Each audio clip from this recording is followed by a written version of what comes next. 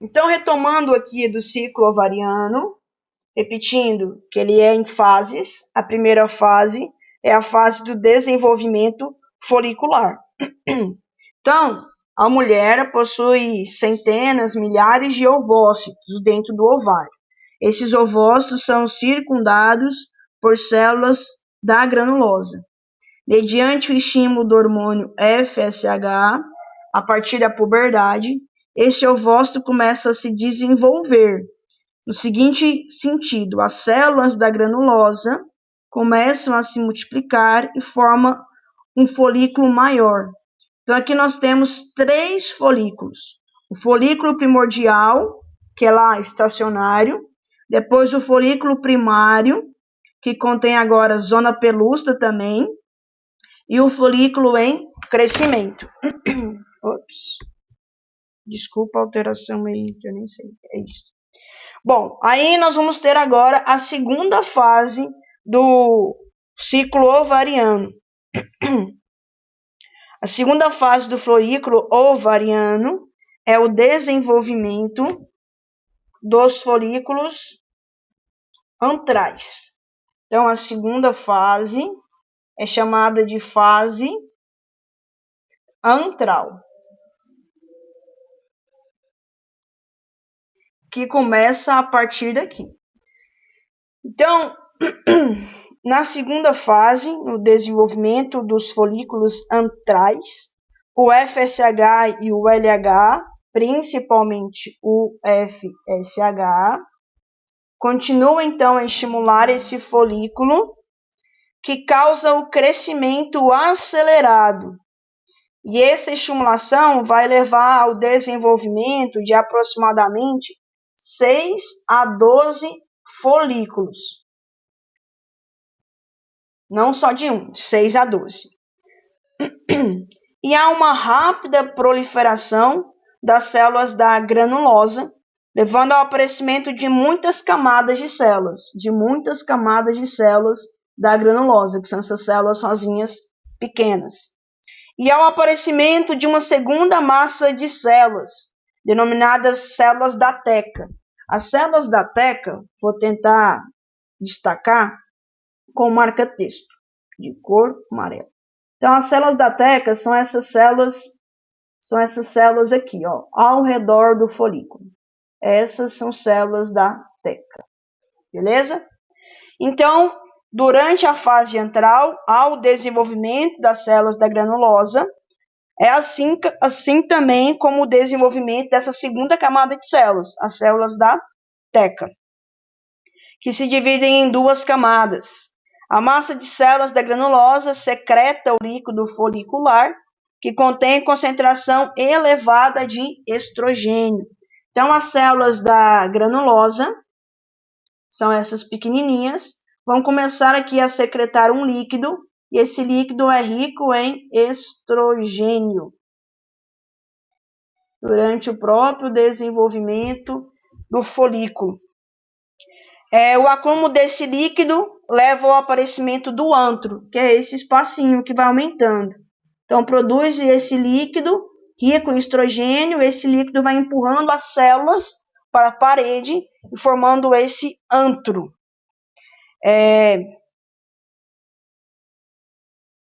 Esqueci o que eu ia falar agora. Além disso, o LH, então essa foi a função do FSH, além disso, o LH age em conjunto, causando a proliferação das células tecais foliculares.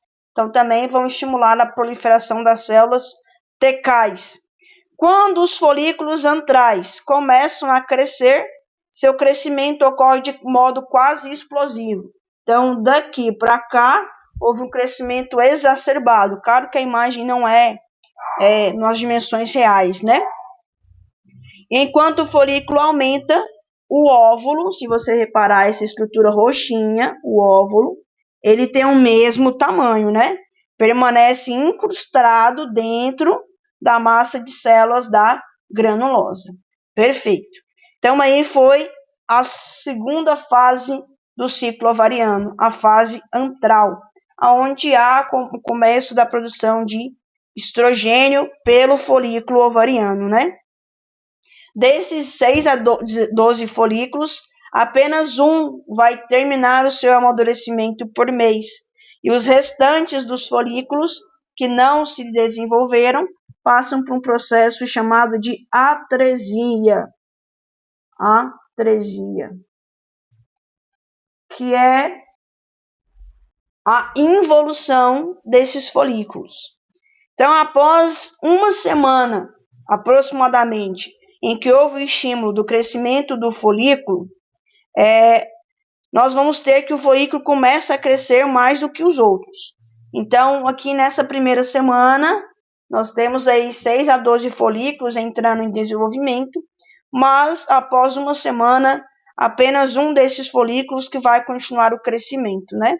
Os outros folículos entram em atresia, que eles ficam, então, eles involuem, eles regeneram.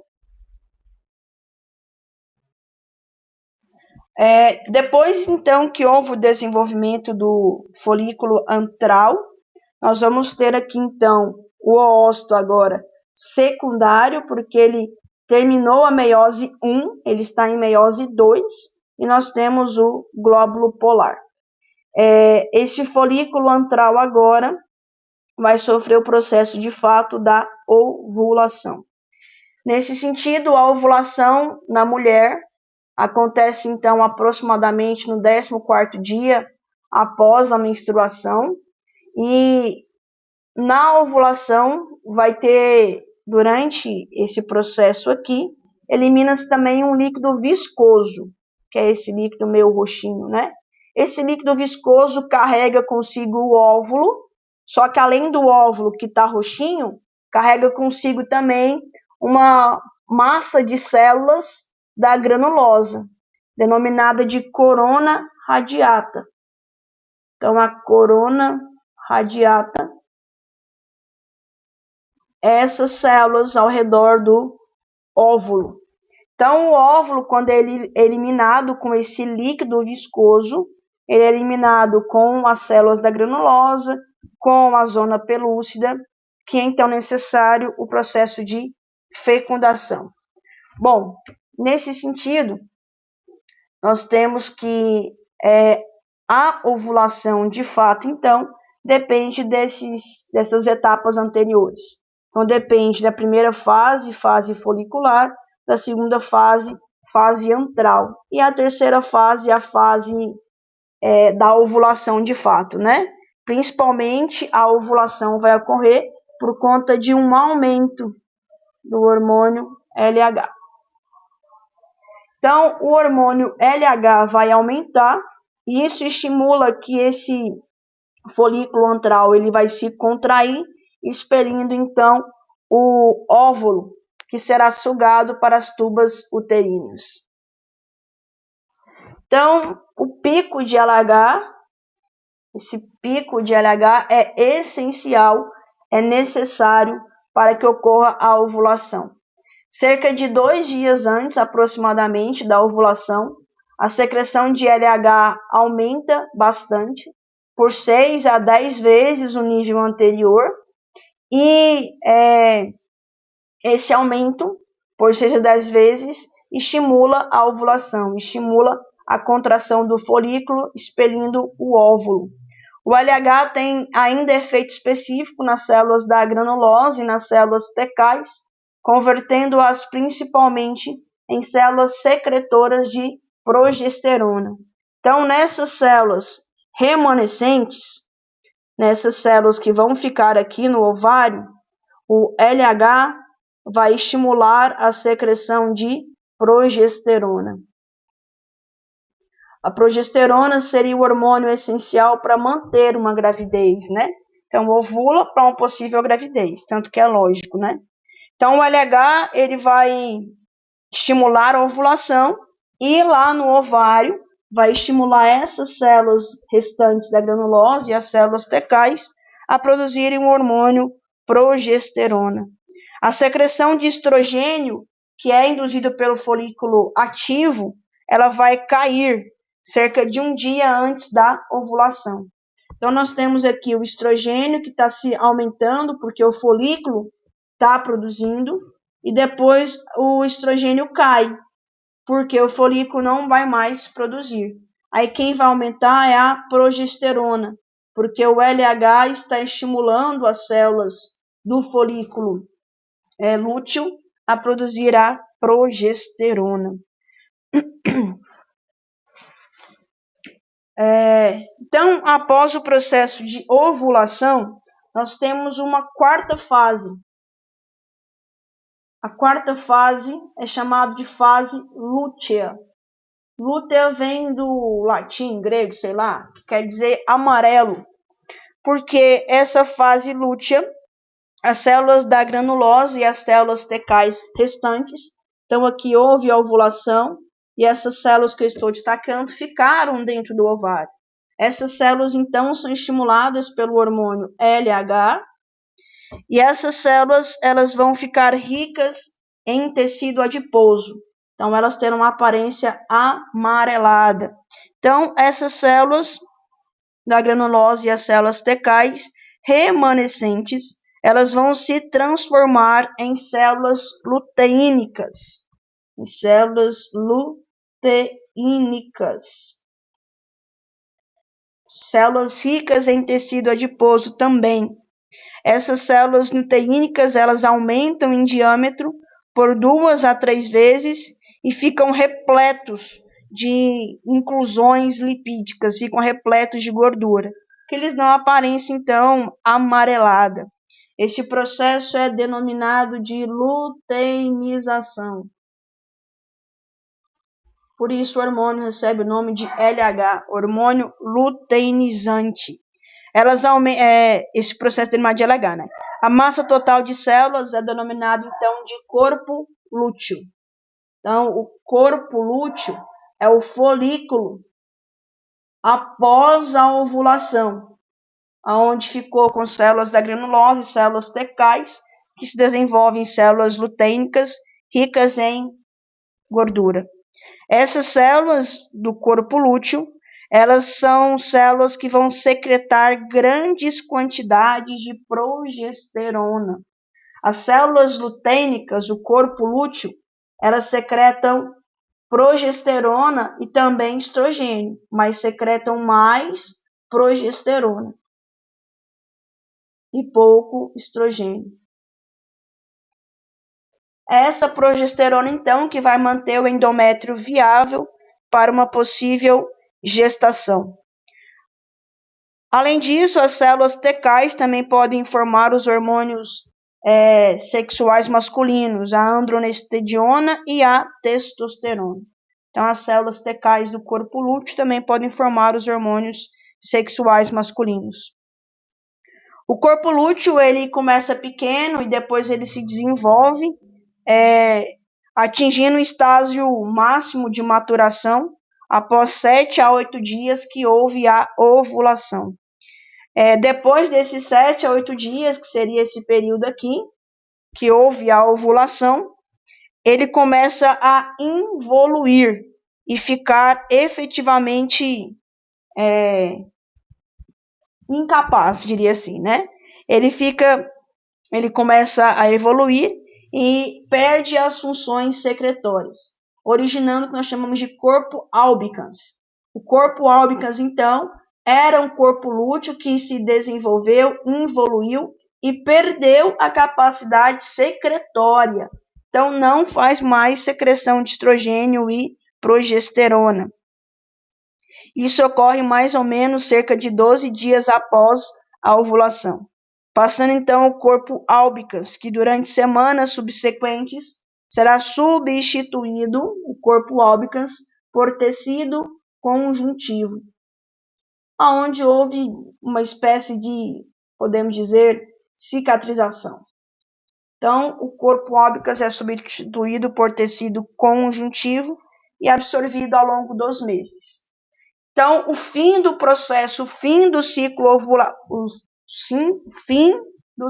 ovariano, começa com a produção do corpo albicans. Então, para a gente retomar aqui toda a explicação de maneira bem simples, direta, nós temos algumas fases, né? Primeira fase, fase folicular, aonde o folículo se desenvolve a partir do hormônio FSH. Esse folículo, então, se desenvolve a partir do aumento das células da granulosa e também com a presença da zona pelúcida. Essa fase folicular, ela é seguida da segunda fase. A segunda fase é a fase antral, onde há o desenvolvimento do folículo antral, que além das células da granulosa, também terá agora as células da teca, né? Que produzirão os hormônios, né? Estrogênio, principalmente nessa fase, o hormônio estrogênio. Então, aqui durante a fase antral, começa-se a produção do hormônio estrogênio. E aonde há a formação do folículo maduro, né? Depois dessa segunda fase, nós temos uma terceira fase, que seria a ovulação. Essa ovulação acontece principalmente por conta do estímulo do hormônio LH. Depois nós podemos colocar uma quarta fase, que seria então a fase lútea, no qual há o desenvolvimento do corpo lúteo.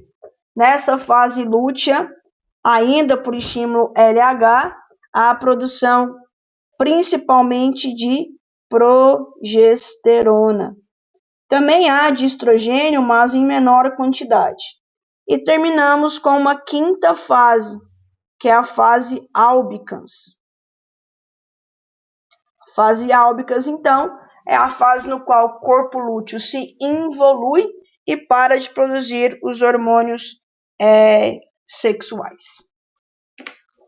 Bom, então o ciclo ovariano, ele depende dos dois hormônios, do FSH e do LH, só que em etapas e em funções diferentes. O FSH vai estimular o amadurecimento do folículo, de folículo primário até folículo antral, aonde há a ovulação. Para haver a ovulação, depende do hormônio LH.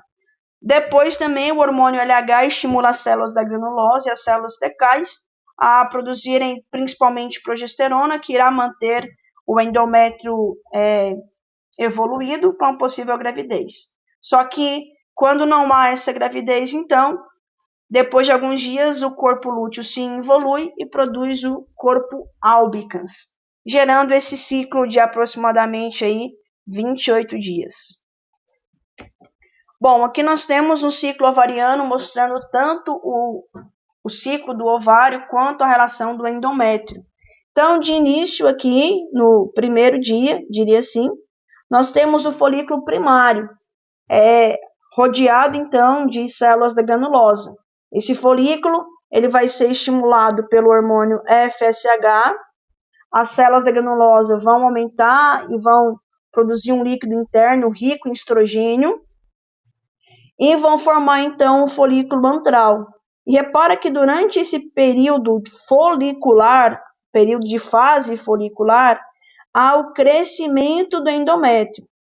Esse endométrio atinge aí uma quantidade máxima por volta do 18º dia, 20º dias. Então, a ovulação, aproximadamente no 14º dia. Essa ovulação, por conta do hormônio LH, e esse hormônio LH, além de levar à ovulação, vai fazer com que essas células restantes do folículo se desenvolvam e se diferenciem em células tecais, que vão produzir a progesterona. A progesterona vai aumentar ainda mais o endométrio, vai aumentar a vascularização endometrial para receber esse possível embrião. Não recebendo esse embrião, há uma redução de progesterona e volta-se a aumentar o hormônio FSH, que vai dar origem a um novo ciclo ovariano. Então, o GnRH, lá do hipotálamo, produz os hormônios FSH e o hormônio LH, cada um com função diferente.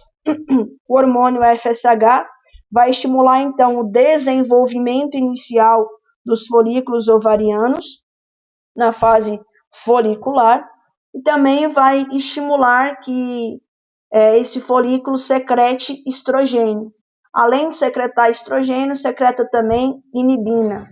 Então, o FSH estimula a produção de estrogênio de maneira indireta. O estrogênio, por sua vez, promove as características sexuais femininas, assim como aumenta o anabolismo de proteínas, aumenta a pressão do sangue e aumenta os níveis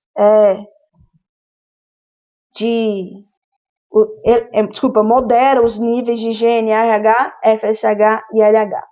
E também o folículo ovariano produz o hormônio inibina, que tem um efeito de feedback negativo lá na hipófise, inibindo a liberação de FSH e também de maneira indireta do LH.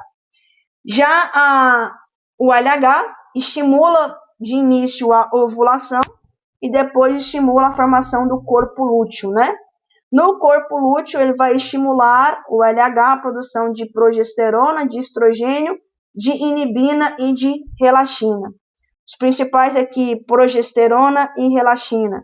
A progesterona vai atuar junto com o estrogênio, preparando o endométrio para uma futura implantação, assim como preparando as glândulas mamárias para o desenvolvimento e futuramente uma amamentação. E a progesterona vai inibir a liberação de GnRH e de LH. Além disso, o hormônio relaxina vai inibir as contrações do útero e vai aumentar a flexibilidade da sínfise púbica, que vai então dilatar o colo do útero, para um possível parto. Então, dessa maneira, nós podemos aqui fazer uma didática, diria assim, mais simples. Deixa eu tentar fazer isso. Não é isso que eu queria fazer. Isso aqui. Então, da seguinte maneira, nós podemos fazer o seguinte. O GnRH, deixa eu voltar. GnRH, ele vai estimular LH, melhor apagar, GnRH estimula FSH, fica melhor assim, e estimula o hormônio LH na adenohipófise. Os dois são para o ovário, só que cada um tem uma função específica. O FSH vai estimular o desenvolvimento do folículo. E isso vai levar à liberação de estrogênio.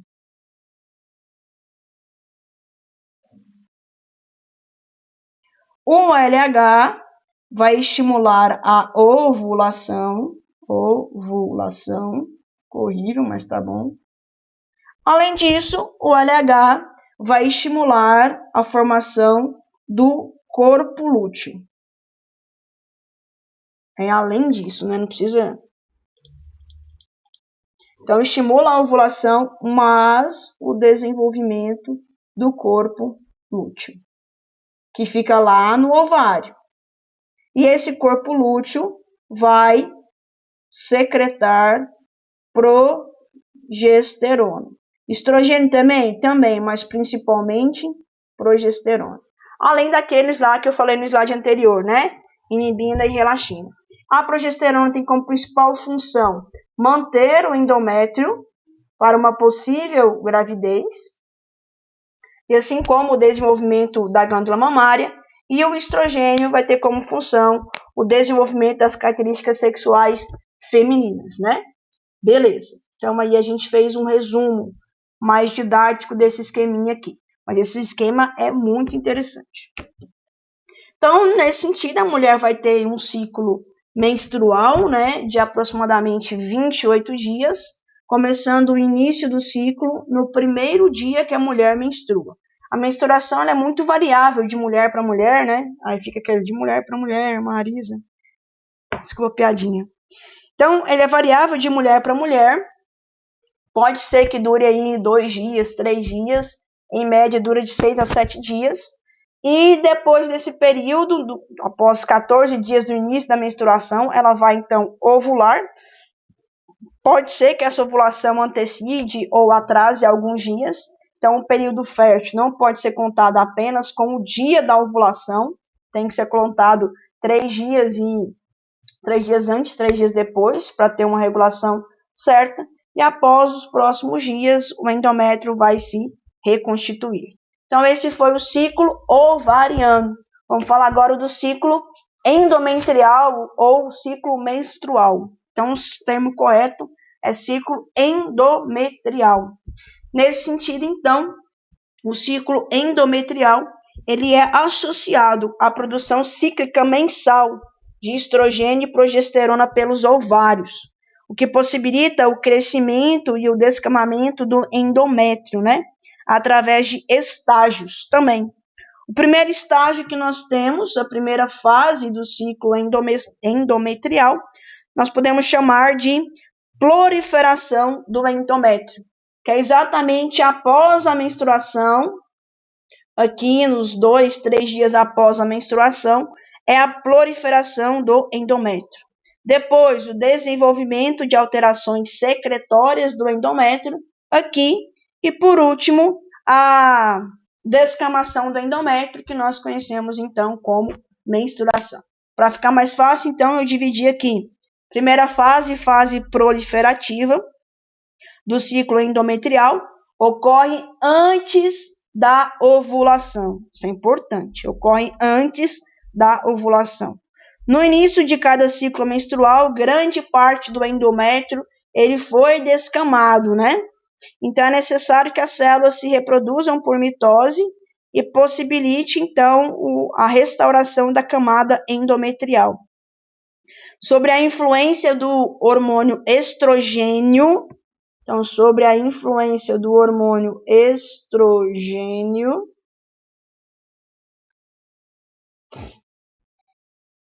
secretados pelos ovários, durante a primeira metade do ciclo ovariano, as células endometriais, então, se proliferam rapidamente, reconstituindo a superfície endometrial. Essa repitalização do endométrio, ela acontece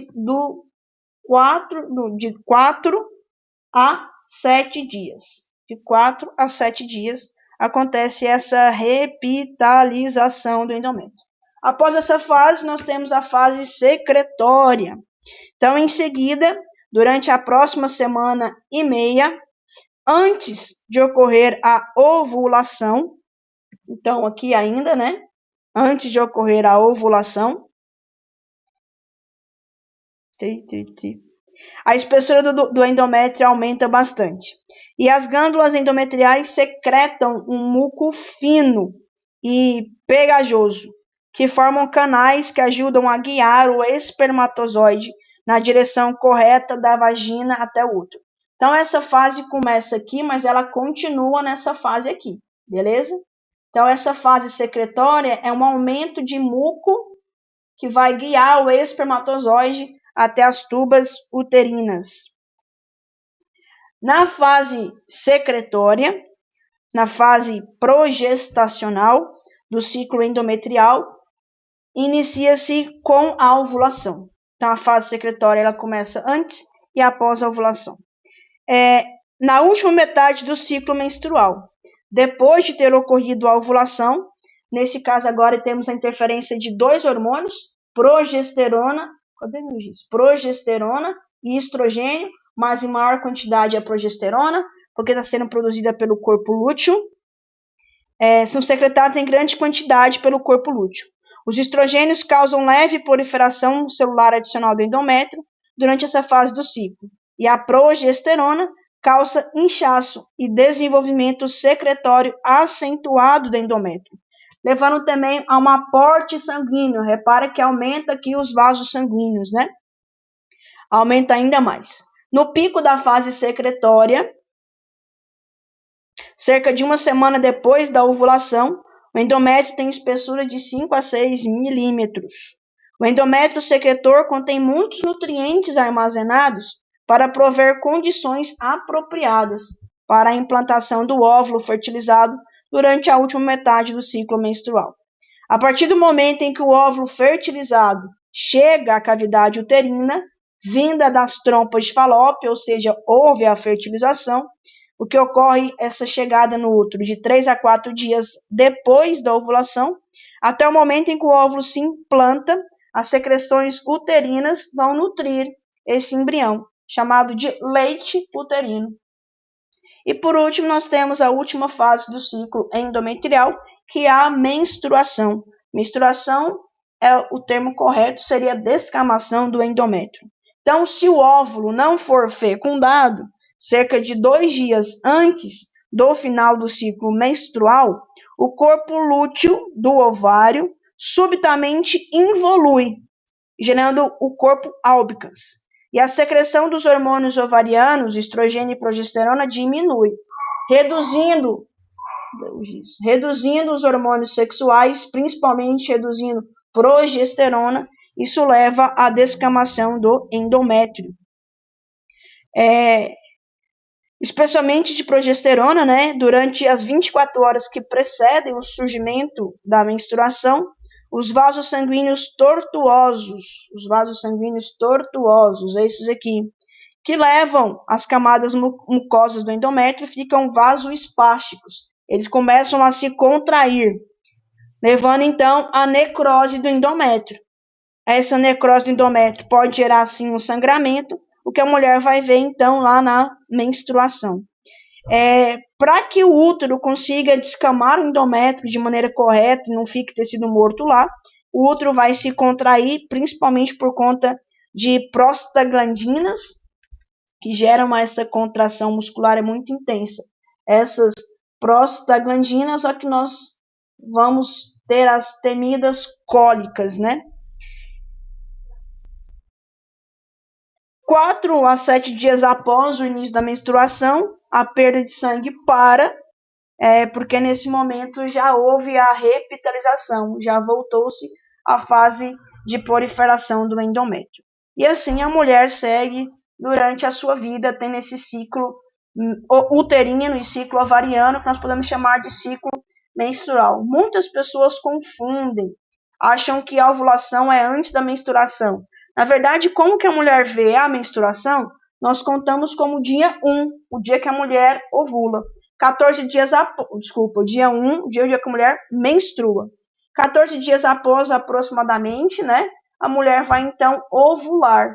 Então, a mulher que tem que fazer o controle certinho do ciclo para não querer engravidar ou para querer engravidar, tem que saber como funciona esse ciclo ovariano e ciclo uterino, né, para se programar da melhor maneira possível. Observe nessa imagem aqui, então, o pico de LH, que vai levar à ovulação, e a redução de progesterona e de estrogênio, que vai levar à descamação do endométrio.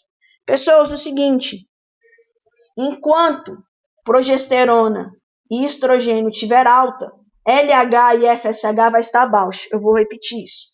Enquanto progesterona e estrogênio estiver alta, isso gera um feedback negativo, diminuindo LH e diminuindo FSH.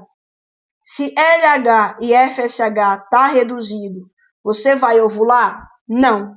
É exatamente dessa maneira que atuam os anticoncepcionais. Então aí nós temos uma imagem melhor, né? Juntando o ciclo uterino com o ciclo ovariano.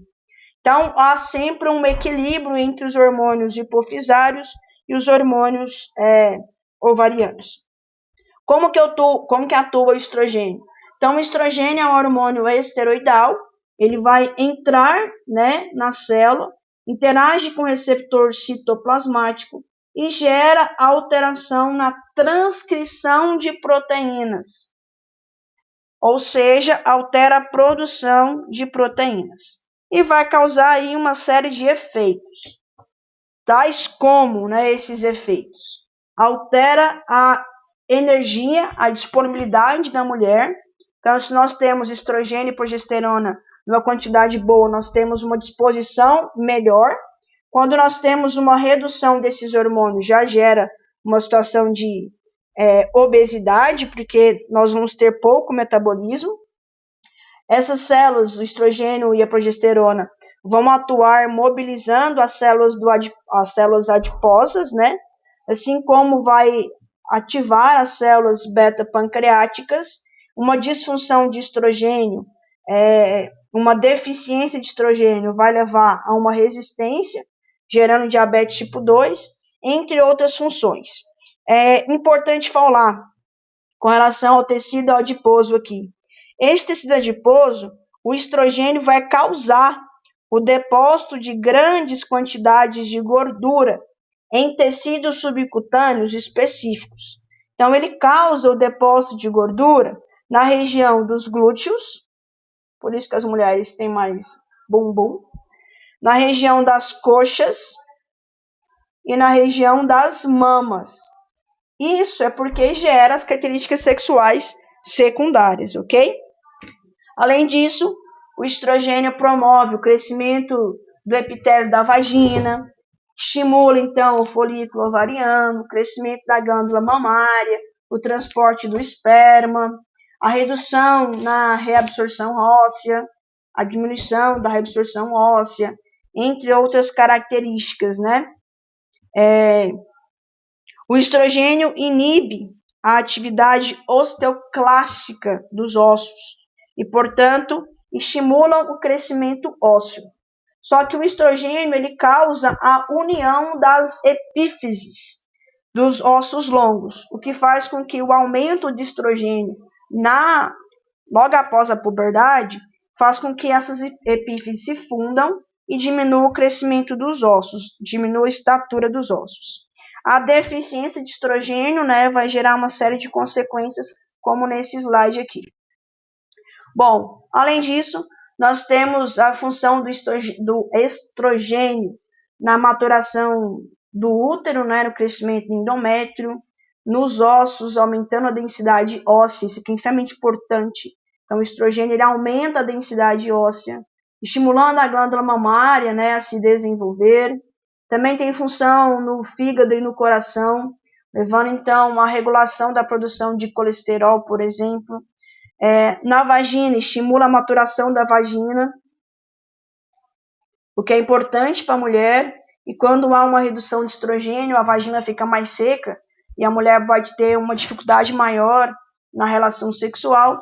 E no sistema nervoso central, o estrogênio ele estimula a temperatura corporal. As mulheres têm temperatura corporal maior que os homens, pelo menos internamente. Os estrogênios, eles alteram na perda de memória, eles diminuem a perda de memória, por isso que as mulheres têm memória melhor que os homens. E eles regulam partes do cérebro que prepara o corpo para a reprodução e para o ato sexual. Então, a redução de estrogênio diminui a libido. Já o hormônio progesterona, esse muito menos discutido na literatura, ele tem a sua função mais importante, a função de promover as funções secretórias do útero. Então, manter as funções secretórias uterinas é a função mais importante da progesterona. Assim como outras funções, né, tais como função antidepressiva, facilitar a ação dos hormônios tireoidianos, restaurar a libido, entre outros. Então, nós temos aí as diferenças entre os hormônios estrogênio e progesterona, e a progesterona também atua como um neuroesteroide, estimulando, então, o nosso humor, né? Possui também ação anti-inflamatória, regula a biossíntese de mielina nos neurônios, o que é extremamente importante, e tem efeito neuroprotetor. Então, o ciclo menstrual normal da mulher pode ser resumido aí nessa fase, né? Então, a mulher menstrua, o que vai dar o sinal para a hipófise secretar FSH e LH. FSH e LH, então, vão estimular os folículos ovarianos, cada um lá na sua fase, o que vai levar à secreção de estrogênio. O estrogênio vai inibir o FSH Entra em função agora o hormônio LH. O LH estimula a ovulação e o desenvolvimento do corpo lúteo. O corpo lúteo vai secretar principalmente progesterona. Progesterona vai então inibir o LH e o FSH estimula o corpo lúteo a regredir. O que então volta ao início, né? A nós termos a redução de progesterona e estrogênio, o que a redução desses aqui vai estimular a produção de FSH e LH. Isso, né, numa pessoa que não engravidou, né? Se a pessoa engravidar, não coloquei esse slide aqui. Se a pessoa engravidar, deixa eu reduzir aqui. Quando a pessoa engravida, deixa eu ver se eu tenho, não tenho mesmo. Quando a pessoa engravida, acontece o seguinte. Aqui ela vai então ter o embrião e a placenta produz o hormônio HCG, hormônio da gonadotrofina coriônica, né, humana. Esse hormônio vai manter o corpo lúteo, produzindo progesterona e estrogênio durante toda a gravidez. No final da gravidez, há uma redução de progesterona que leva ao trabalho de parto. Então, a diferença do ciclo menstrual de uma pessoa que não engravidou para uma pessoa que engravidou é que o embrião vai, então, produzir a placenta, né? E a placenta produz o hormônio HCG. O hormônio HCG, então, vai manter o corpo lúteo e vai produzir o hormônio progesterona e estrogênio. Se produz progesterona e estrogênio em alta quantidade durante todo o período da gravidez, a quantidade de FSH e LH vai ser reduzida. Consequentemente, não vai ter folículos ovarianos e a mulher não vai ovular durante os 9 meses da gravidez. Beleza. E nós temos um quadro que é esperado que a mulher sofra, que é o quadro da menopausa. A menopausa nada mais é que acabar, né? Acaba todos os folículos ovarianos, porque a gente tem ele limitado. Não tendo mais folículos ovarianos, a mulher não produz mais estrogênio e progesterona, ou pelo menos reduz drasticamente. Ela vai ter uma série de sinais e sintomas. A menopausa, ela em geral ocorre entre os 40 e 50 anos de idade. E nesse período inicial da menopausa, o ciclo sexual geralmente torna-se irregular. Desculpa, o ciclo menstrual, né? O sexual depende da pessoa. E a ovulação muitas vezes não ocorre. Depois de alguns meses, alguns anos, o ciclo cessa totalmente e os hormônios femininos cessam quase a zero. A pessoa não produz mais estrogênio e progesterona. A causa da menopausa é o esgotamento dos ovários. Os hormônios LH e FSH continuam a ser produzidos, só que não estimulam mais os ovários, né? Mas continuam a ser produzidos. E em grandes quantidades, né? Porque não está tendo feedback negativo, não está tendo os hormônios que freiam FSH e LH. A perda dos hormônios sexuais, principalmente dos hormônios estrogênicos, geralmente causa mudanças fisiológicas acentuadas, como calor excessivos, né? Sensações psíquicas como cansaço excessivo, irritabilidade, ansiedade, estresse, entre outros. E também pode causar um processo de descalcificação óssea. Então, aqui a gente tem alguns processos. Então, se o estrogênio ajuda na memória, na menopausa a pessoa vai ter uma dificuldade em memorizar as coisas. O estrogênio ajuda a regulação da nossa temperatura corporal. Então, a redução do estrogênio, nós vamos ter dificuldade em regular a temperatura. Ora vai ter muito calor, ora vai ter muito frio.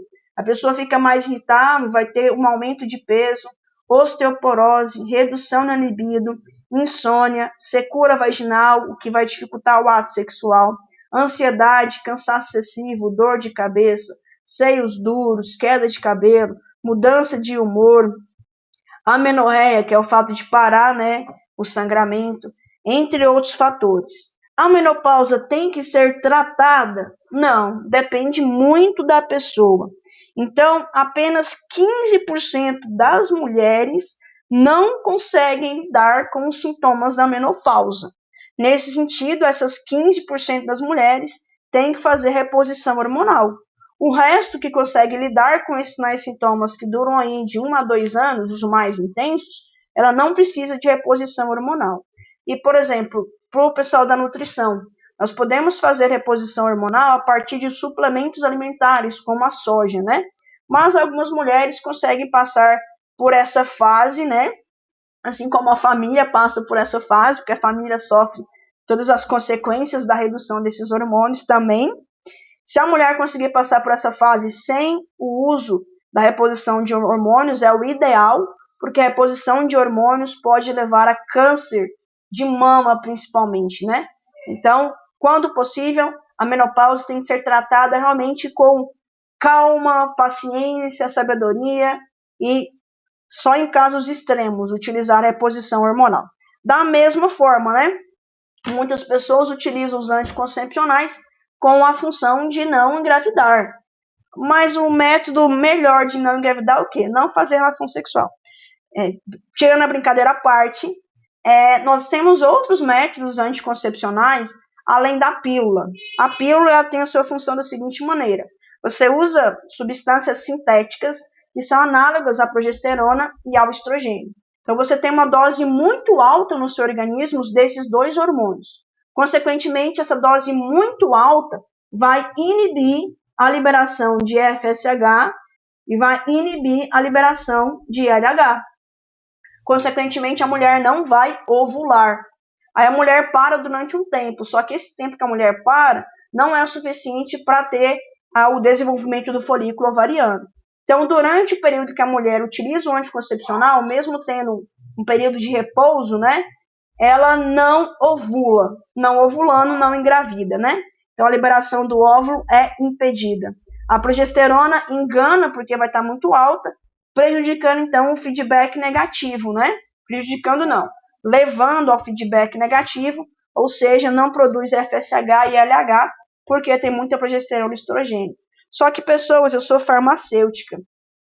Esse é o medicamento que eu menos recomendo, eu recomendo nenhuma pessoa utilizar. Estamos aqui explicando, né, como funciona.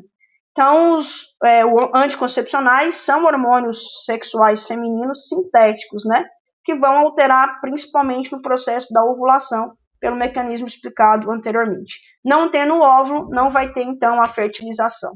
Só que aqui está uma das causas que eu sou extremamente contra o uso do anticoncepcional. Ele causa vários problemas adversos, um dos mais recorrentes é a trombose, que pode levar à morte. Então, a gente tem um aumento de casos de morte de 2014 a 2016 relacionado à trombose por conta do uso de anticoncepcional. E para terminar a nossa aula hoje, vou falar sobre uma doença que é comum em nós mulheres, que é a síndrome do ovário policístico. Muitas pessoas me perguntam durante a aula e eu nunca tinha ido atrás da informação até agora. Então, eu tive síndrome do ovário policístico e não tenho mais, graças a Deus. A síndrome do ovário policístico é um distúrbio hormonal muito comum, que pode causar problemas simples como a irregularidade menstrual. A pessoa tem um ciclo de 20 dias, no outro mês tem um ciclo de 40 dias, né? Além de produzir muita acne e produzir também um aumento no peso, obesidade, e pode também levar à infertilidade. O problema é caracterizado pelo aumento do ovário. Então, repara o tamanho do ovário normal e o tamanho do ovário com ovário policístico. Causados por um distúrbio na produção e secreção dos hormônios sexuais femininos e masculinos, porque o ovário também produz testosterona. A síndrome do ovário policístico é uma doença endócrina que leva a alterações metabólicas no corpo da mulher, causando anovulação crônica. A mulher para de ovular, o que pode gerar, então, uma infertilidade. Além de causar amenorreia, ausência de menstruação, aumento de pelos, acne e peso, principalmente. Então, é uma síndrome que tem que ser tratada, existem vários tratamentos. Um dos mais usados é com hormônios.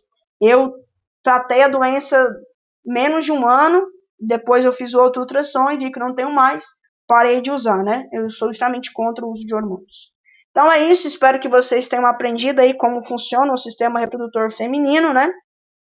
E que as mulheres entendam como funciona o próprio organismo e os homens o organismo das companheiras, namoradas, amigas, etc. Então, muito obrigado aí por vocês assistirem o vídeo até o fim. Eu sei que vídeo aula é meio cansativo, é chato, né? Mas espero que vocês tenham tido um excelente rendimento. Fiquem todos com Deus, aproveitem as aulas, bons estudos. Qualquer dúvida, nos encontramos na aula do Zoom, tá bom? Não se esqueça da atividade averativa disponível no Classroom. Tchau, tchau, beijo, até mais.